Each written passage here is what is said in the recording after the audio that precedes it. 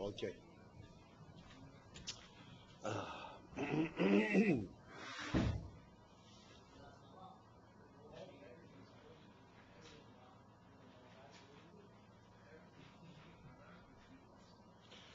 Okay.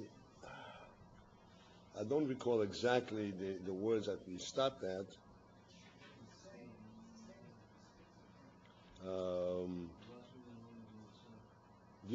What? Last word on the line is Mitzad.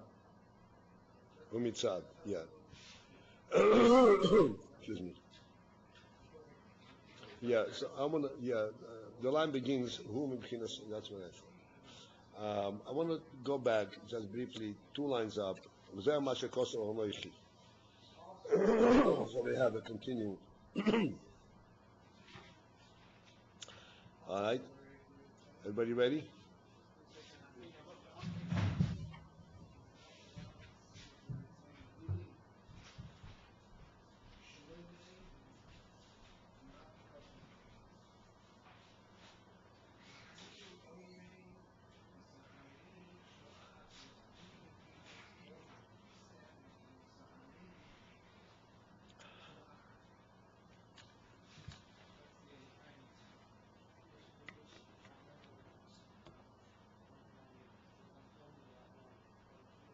How are you doing?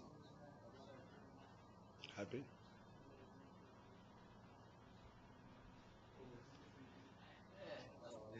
What? What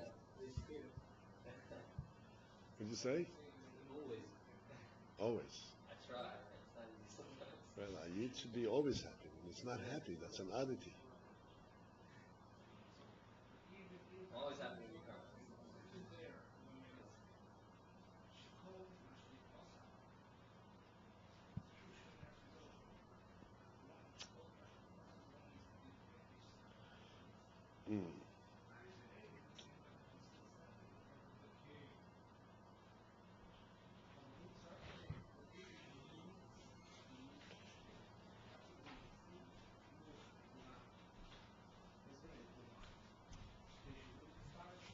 Okay, let's go.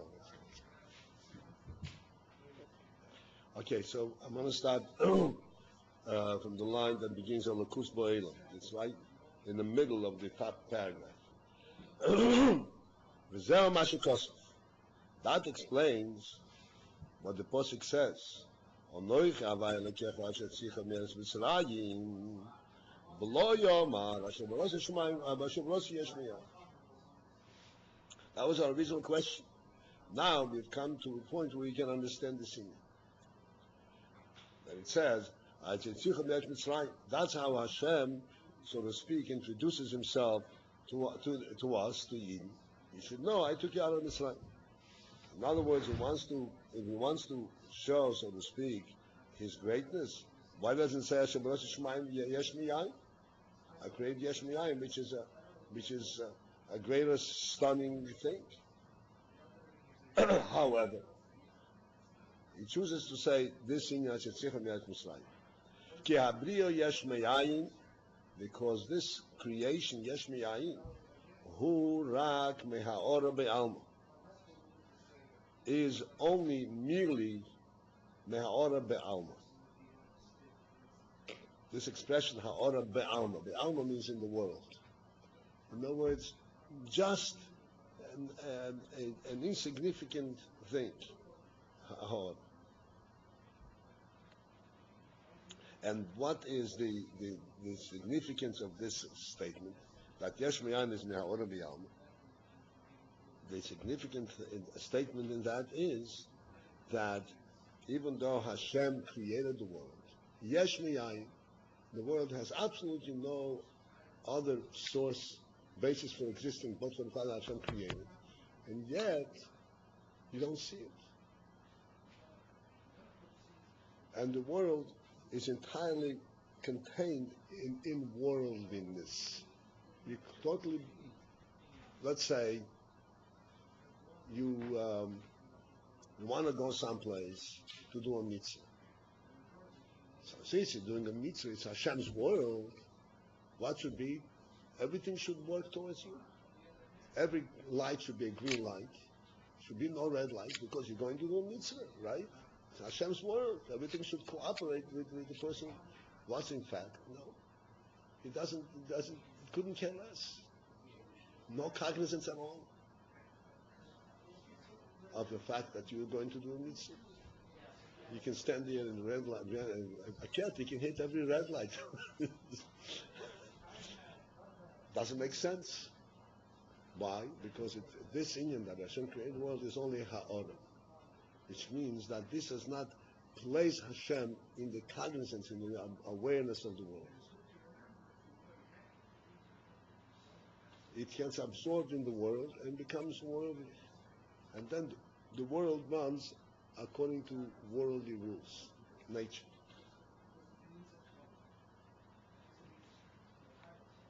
And therefore, even though Hashem created the world, but Hashem's presence does not therefore become present. There's no godly presence in the world. And therefore you're bound by all the limits of the world.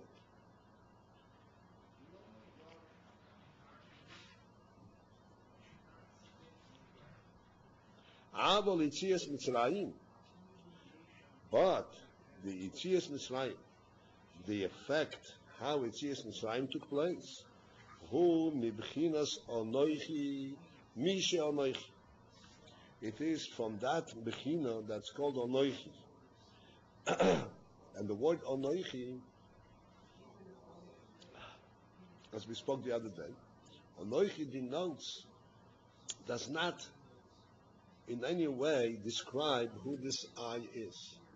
Havaya lekecha, as we explained, if you remember, Havaya lekecha, Havaya is Yudke Vovke. This is the Seder Hishtalshalos. Are you familiar with this? Yud is Chochma, Vov, Kei is Bina. This is the Seder Hishtalshalos. To create the world, he has to go through these stages. So even though this is the Creator, but still, this includes the Creator, the one who has to do with the world. He identifies himself. This is who I am. Onoichi just points to him himself as he is unto himself. This is what the expression in the Gemara is Onoichi, Mishe Onoichi. Whatever I am, not how I manifest myself to you. Like Havaya is how Hashem manifests himself in the world, as a creator. Onoichi, Mishe Onoichi, whoever I am, as I am myself to myself. Which is Bechinas Atzmuso Yizvara. Which is the Bechina of Atzmus. What does Atzmus mean? She'enai Bechinas Ha'ora Ba'alma. Which is not an element of just a Ha'ora. I want to focus in on this briefly. This is very deep union, and I'm not going to go all the way. Just want to point out when you say Bechinas Atzmusa is what Atzmus is. I hope you all with me here. The Inyan of Elokus, godliness. We don't see God in the world. We only see world.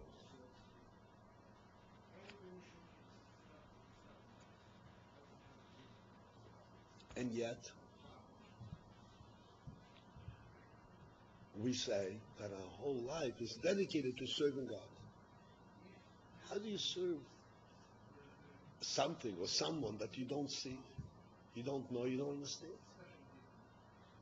You have to have some kind of relationship, right? I want to do you a favor. So it's you, okay? You brought me a cup of tea. Thank you. So you know what you did? What does it mean you serve Hashem, but you don't see Him? You don't know Him? You believe, you know, you're told, but to serve, it's two different things. To know that, yes, the world is not the truth. The Torah conceals on the truth. Fine. But to say that I want to serve Hashem, my whole life is dedicated to serve Hashem, I have to know who I'm serving.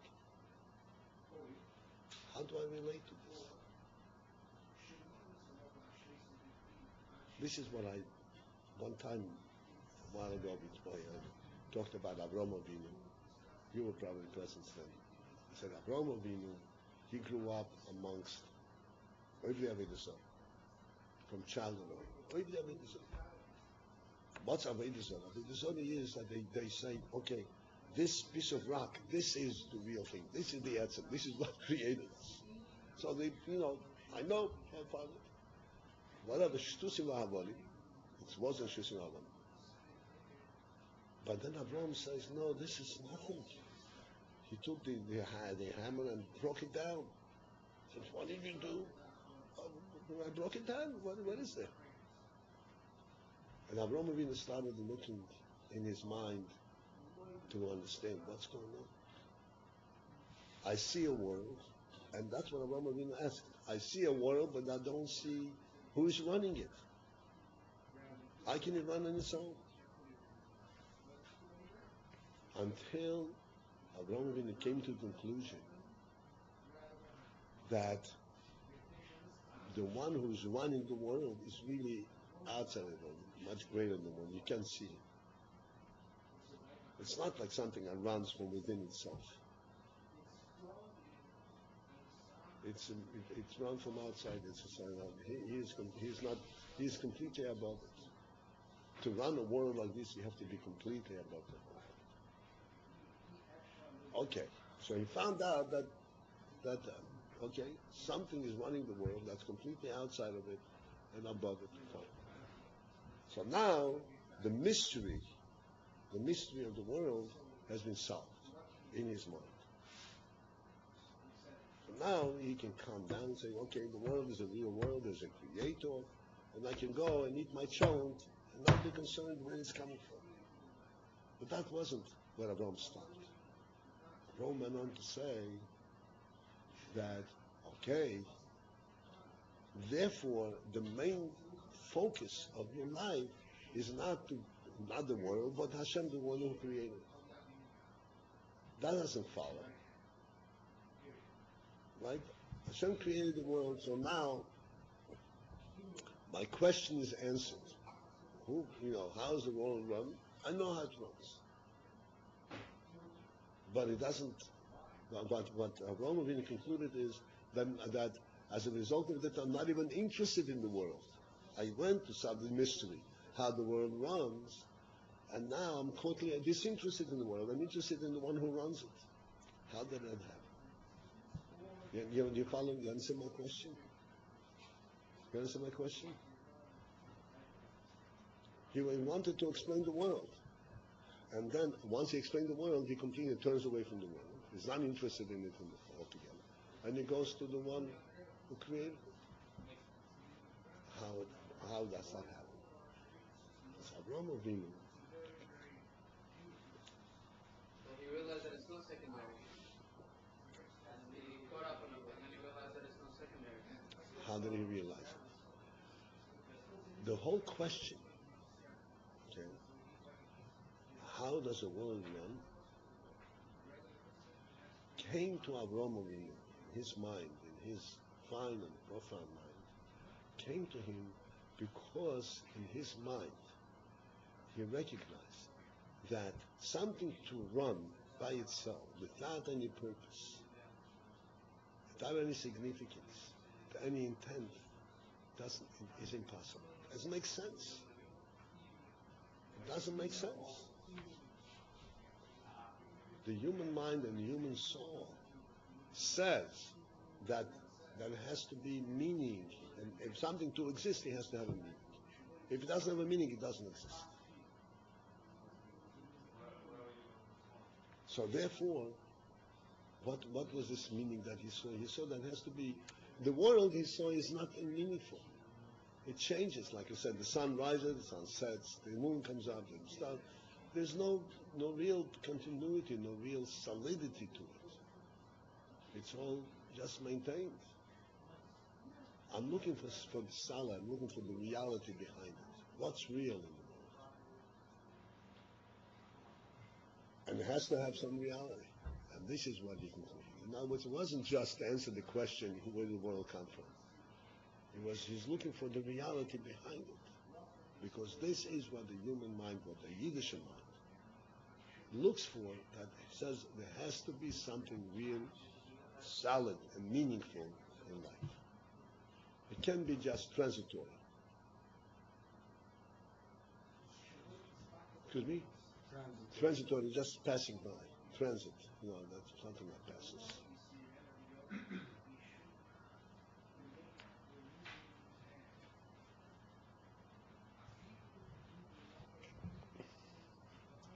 And therefore, when he came to realize that there is, in fact, that Hashem who creates it, he says, oh, that's the reality of the world. This is the reality of life itself. This is why life, because there is a God, because there is the service, the purpose that God gave the world, this is why life is worth living. To live in the world and just, okay, eat, work, sleep, eat, work, sleep. What is that? There's no meaning to it. And his soul rejects it.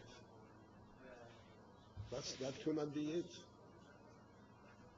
The truth of the world has to be at least as true as my own soul.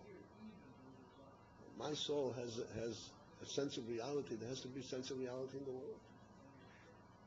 And this, and therefore, that's why when you recognize Hashem, he says, okay, that is the real thing. That's what we're living here for. To know Hashem, this is the whole purpose of life.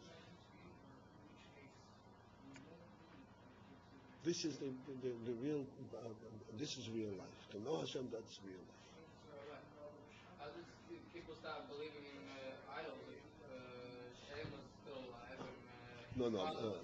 Okay. How that happens is a separate thing. Please understand, I'm not looking about the idols. I'm looking to understand the Hashem.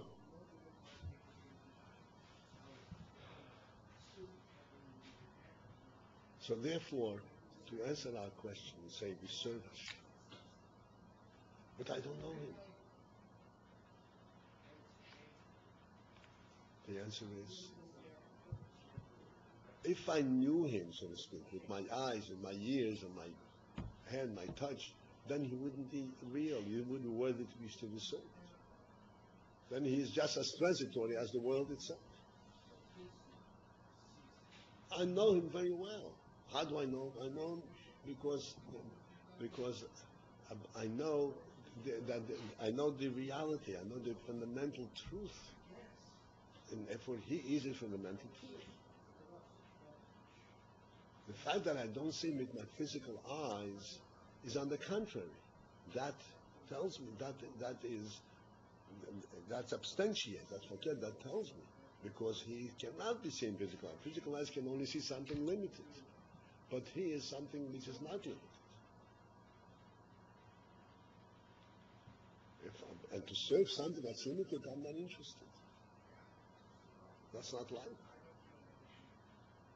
Just like to live in the world, just to experience the world itself is not something which I interest me. This is inherent in our soul. This is inherent in a human being's soul. He's looking for something for real meaning in life.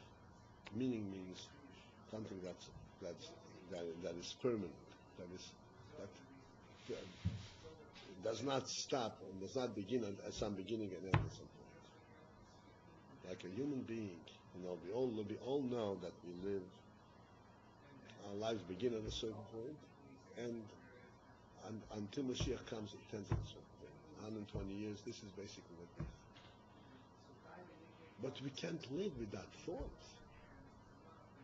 We live with the thought of permanence, of reality.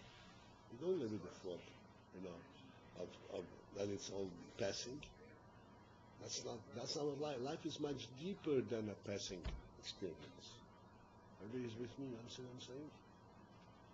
But whatever we do, we have a sense of permanence, because our souls are permanent. This is what we are dealing with. The connection between the soul and the body is temporary. But our soul and our consciousness is eternal. And therefore, from that perspective, from that soul, we can know God. We know this is the eternal God. And we serve that which is eternal. That's what we say in davening.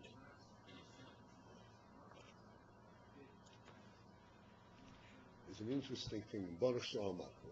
You know Baruch She'omar? The bracha Baruch She'omar, right before davening. Baruch She'omar Yo'elam.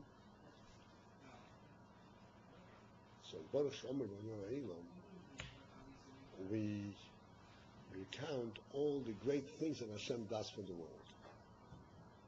You ever see that?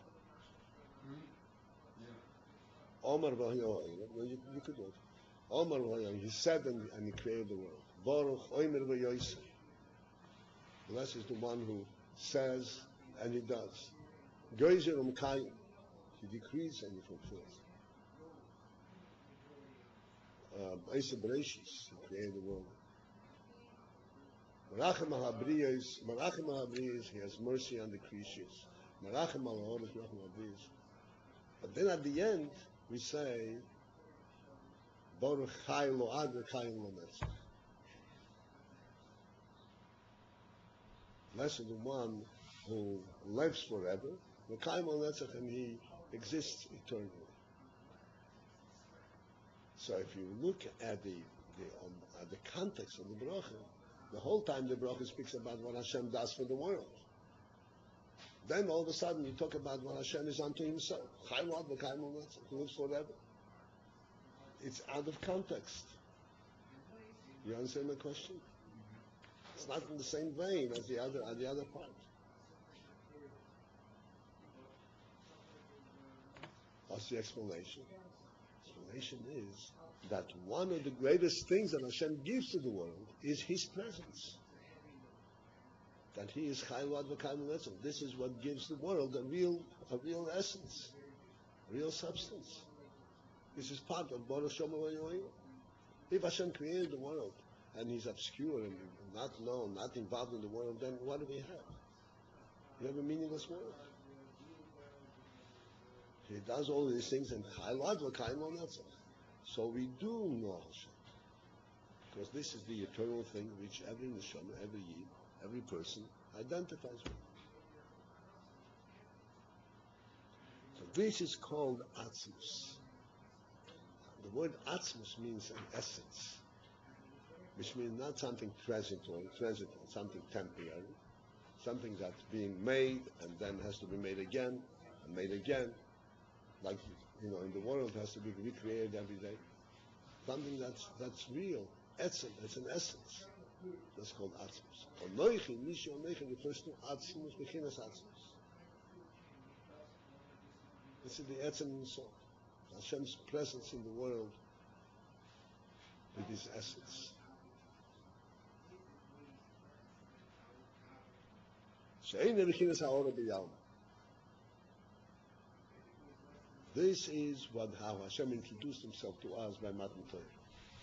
Onoichi. And therefore, Mitzad Bechina Zu, because of this aspect, Nimshach Liyois Asher Yitzchicho Me'eretz Mitzrayim. That affects Nimshach. It affects that there should be Asher Yitzchicho Me'eretz Mitzrayim. That I intend to take us out from that Mitzrayim. What is Yitzchicho Me'eretz Mitzrayim? Lord says Meham Tzorim. So that it provides the ability that we should step out from the limits and the restrictions of the world.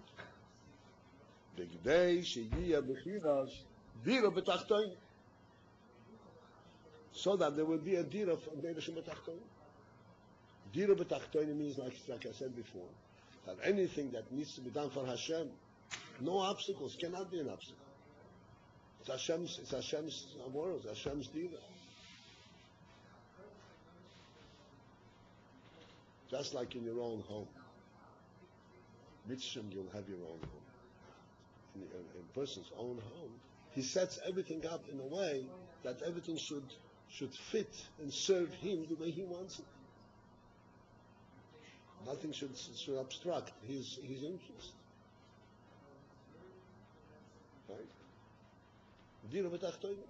So therefore, we go out, we completely nullify the limits of the world and allow there should be a dira for the Mevash for Elkus Hainu, which means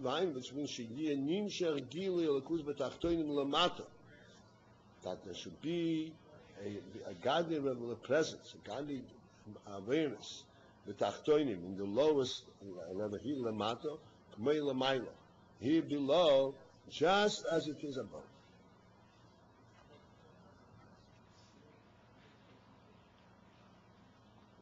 So that this absolute truth that we all seek, the even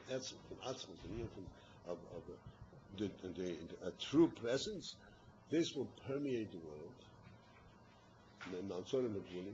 and the world will cooperate completely with this godliness. Lamato k'may lamayla.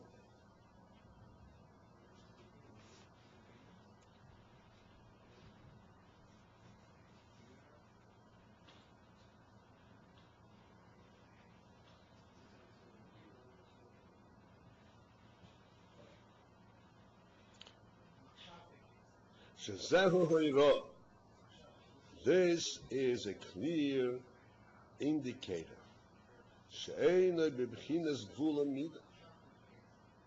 that Hashem does not have any kind of gvul, boundary, any kind of measure.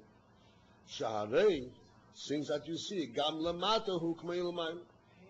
That here below he is just the way he is above. That shows that he is without any limits, any boundary, any measure.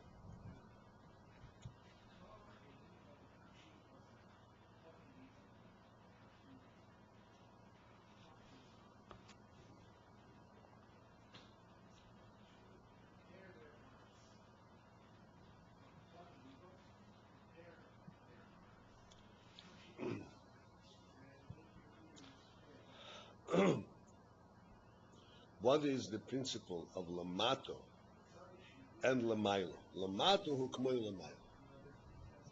He below, he is like above.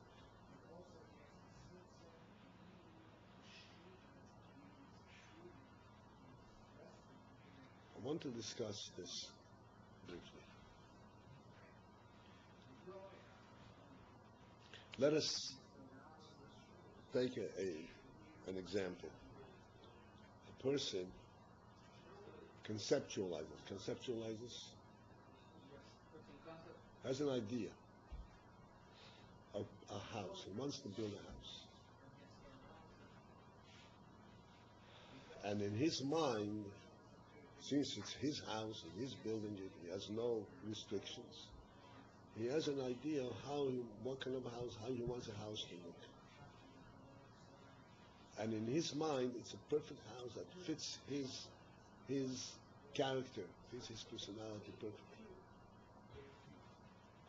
Not only it fits his personality perfectly, but it's really a perfect house.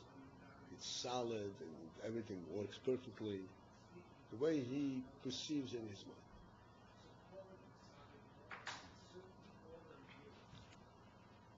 So now, if we should imagine this house to come out from his mind and be built by his imagination, straight. That would be some feat, right? I like the sound of that. Huh? Yeah, I like the sound of that. But it doesn't happen like that. Because once you go out and you want to build a house, you have to deal with all kinds of different situations. You go to a piece of land where you want to build a house. This land has all kinds of shapes. It's not land part of this house. You have to now make it fit to hold this house. And you find that there are rocks that have to be removed from this land. You can't even begin to build on it.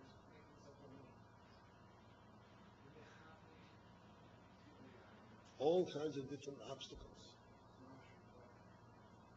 And then, as you go through all the obstacles, and you start building the house, and you put the foundation, you put the walls and all that, with all the perfection that you can possibly put into the actual building, it's never going to be as perfect as it is in your mind. It's just not possible.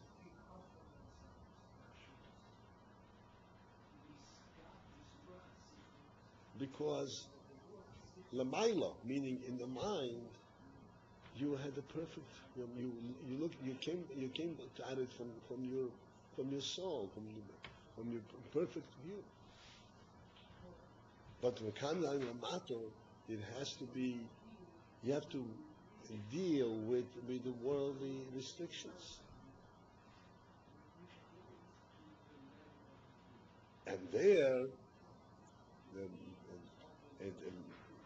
in order to have a wall stand firm, the wall doesn't stand by itself. The wall doesn't want to stand. You have to hold it up. You have to make it stand. And then, even after you make it stand, it has to be maintained. And after years, let's say 100 years, 200 years, it begins to crumble because it cannot be perfect.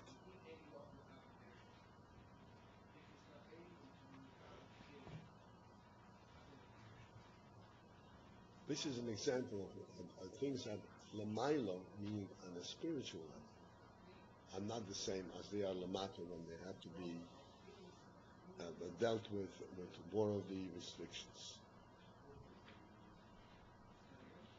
And the reason for that is because the human mind is like limited. I can only perceive an idea, but to make it happen, it has to go down to the world. You have to make it happen in the world.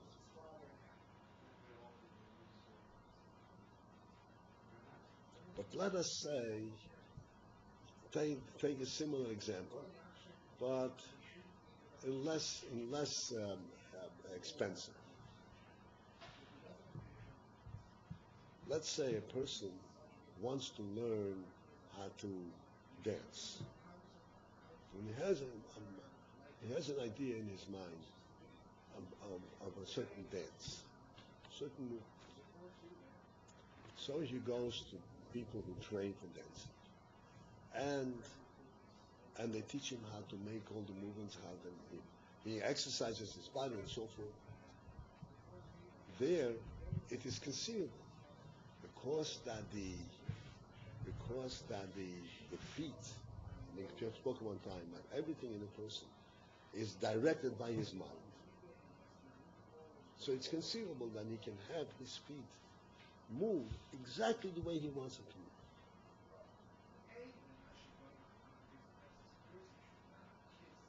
move. Or a person can train his voice. A person can learn to know something exactly the way he wants it. Because the feet are bottled to his mind, bottled to his spirit.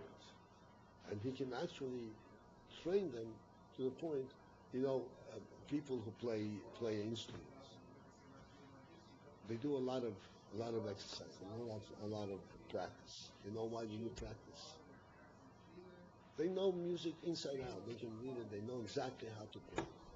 And yet they sit for hours every day and play. You know why? Your idea? What? Sorry? You're going to lose it slowly. You get rusty. Why are they going to lose? They're not going to lose the sense, the music. They have to train that the fingers should do what I have in my mind automatically. It's not enough. I can't continuously direct the fingers to do. The fingers have to do it automatically. In other words, the music should be in my fingers as much as it is in my mind. Lamato k'may lamay.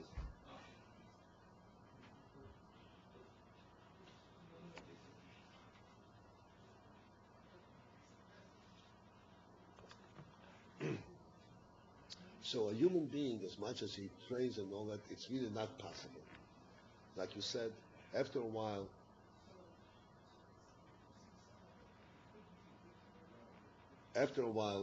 he'll forget it. In other words, he has to continually train it.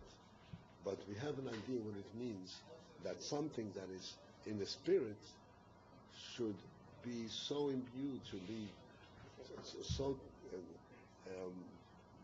refined in the fingers. The finger should be so refined that it actually responds perfectly to the what is in the mind.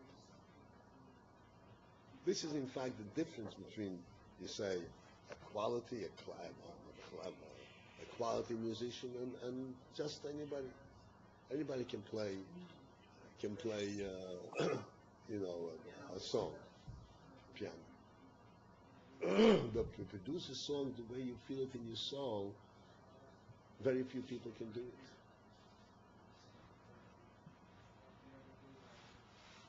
There you have to have training, you have to have the music in your bones, not just in your mind.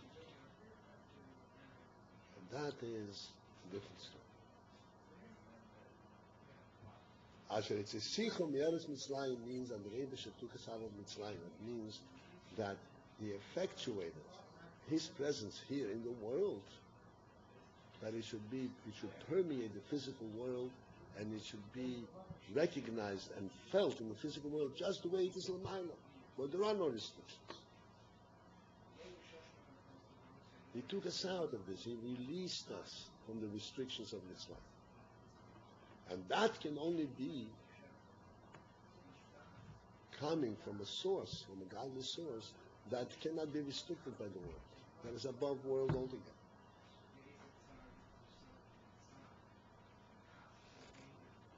You could say, using our mashal, as we said, the mashal of the musician, that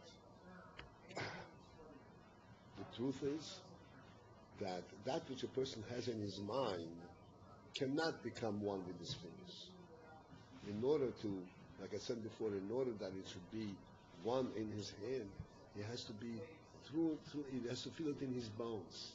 Now, the music has to be higher than the mind. It has to be in his very soul, which permeates his whole mitzvahs. This is what we have sometimes, it's called a child prodigy. A young child, his mind didn't develop yet. And he has such a feeling for music, he can play anything right away. That's not going through the mind. This is straight from the soul into the fingers, into the hand. Huh? Unlikely.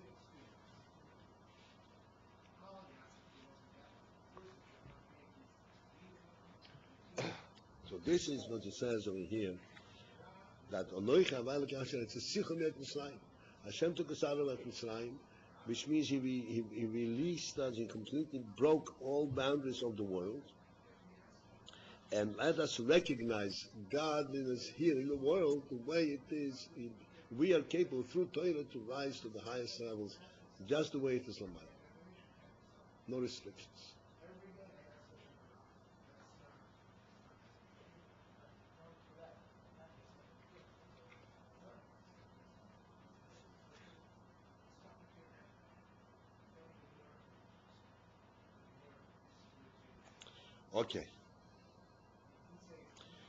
Okay, continue.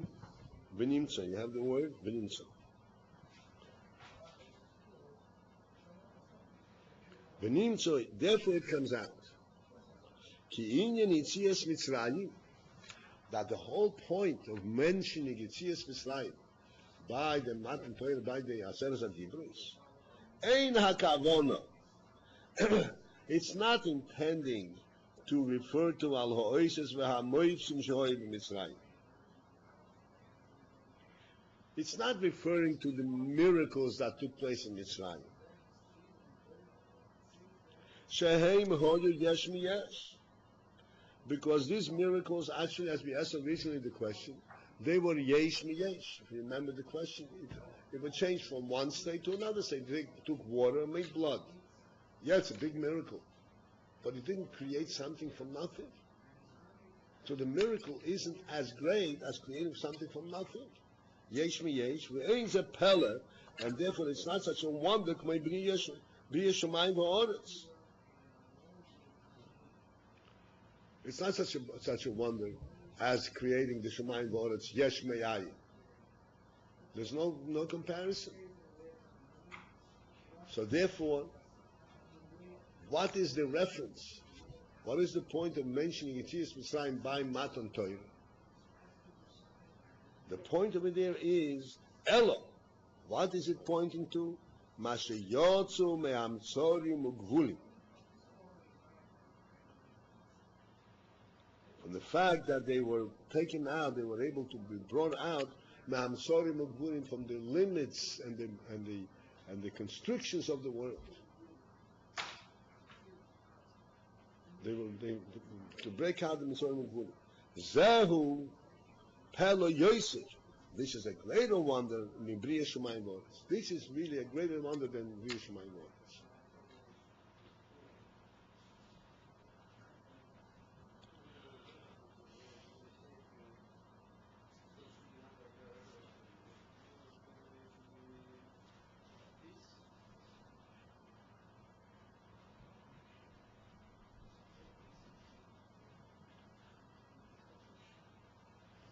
So we'll continue on to discuss this, but I want that we should be able to relate to this what it says here.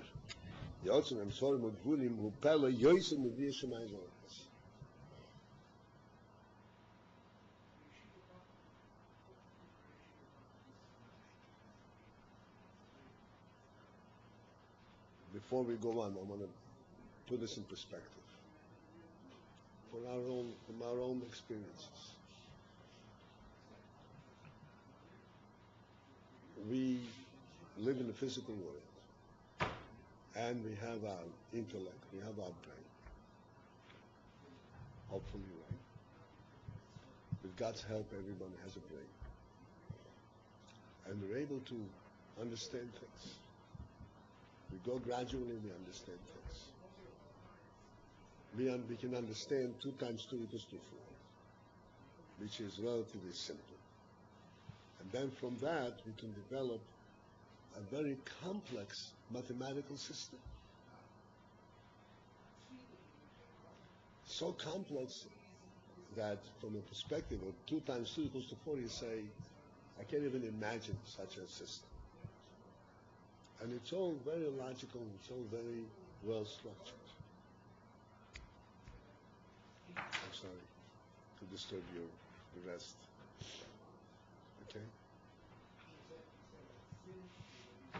Okay? As a person goes through the whole process, it starts from 2 times 2 equals to 4 from grade A, and then he becomes a mathematician. And he understands real excuse me,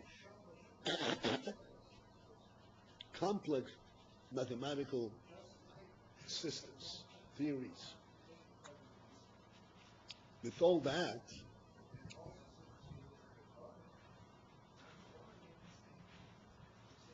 it doesn't shake him, strike him. Wow, how is it possible for a human being to understand this? It's perfectly logical. It took time, and he went through from different steps, different stages, and he pretty comfortable, confident, and yet he sees how he got from first grade to second grade to third grade to high school to college and to become a professor. He sees the whole process and makes perfect sense. He doesn't see any miracle in it, even though the distance between a first grader's understanding and the professor's understanding of mathematics is very vast. But it's not a miracle.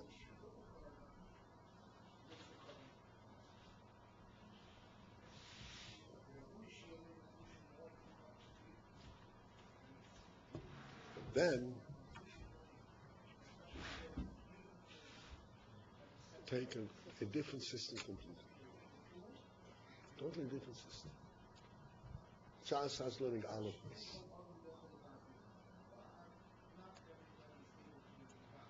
He learns alphabets. And he starts learning Chumash. then he starts learning more, whatever. It gets deeper a little bit. He goes up a little. And all of a sudden he begins to understand that God created the world. And he can relate to it. And that there is one God in the world. And that the whole world is all one. And that life in this world is actually, the whole focus of life in this world is, everything that we do is serving God. This is a miracle.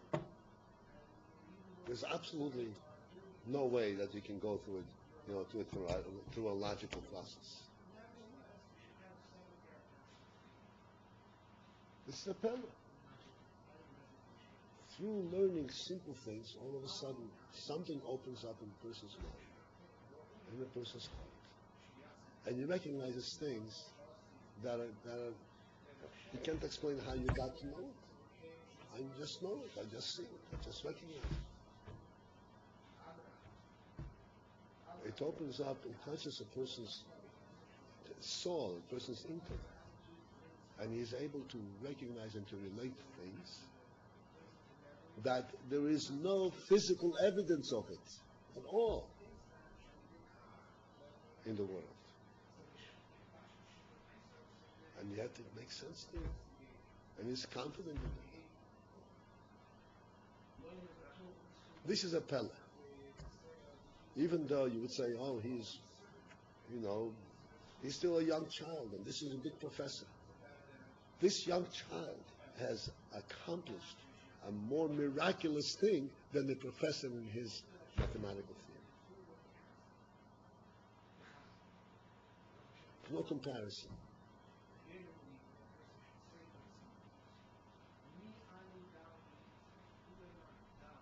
The child learns gracious Balakim the Shemaim is honest. And it makes sense. And he actually relates to it. And then he develops his life on that basis. He has shown a miracle. No comparison at all to that professor having learned Einstein's theory of relativity.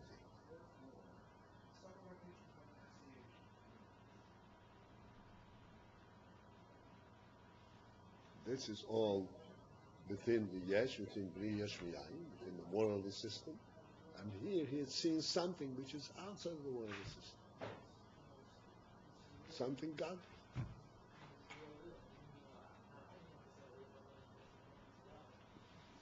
Which is really a pebble.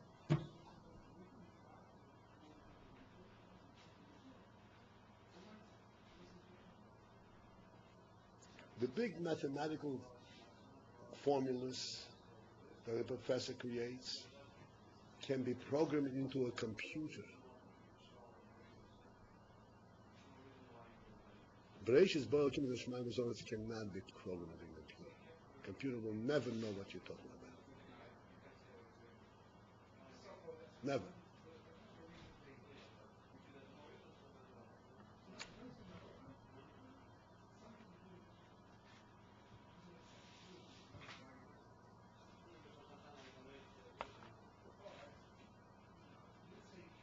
So this stays within the world context, and this takes you completely out of the world.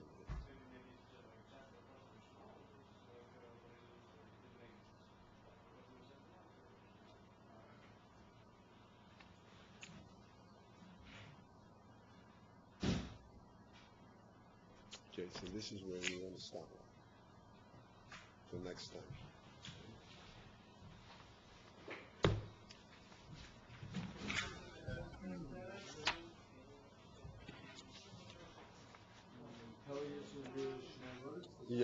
Yeah.